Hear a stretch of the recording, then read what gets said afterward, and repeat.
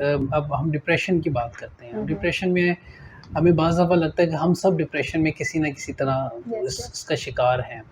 Depression को manage कैसे कर सकते हैं? देखिए, आजकल लोगों ने ना खुद को खुद ही डायग्नोज़ किया होता है, लाइक मुझे डिप्रेशन है, एंग्ज़ायटी है, ओसीडी है, इस तरह से।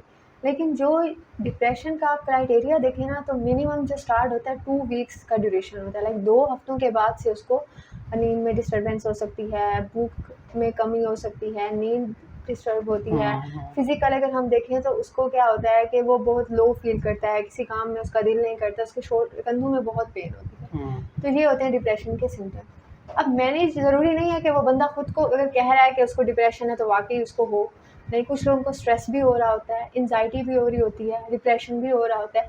लेकिन ये टर्म्स बस लोग ऐसे यूज़ कर रहे होते हैं, बट ज़रूरी नहीं है। जो डिप्रेशन होता है ना, वो हमेशा पास्ट का होता है। लाइक इंसान पीछे का सोच रहा होता है, अच्छा मैंने ये किया था।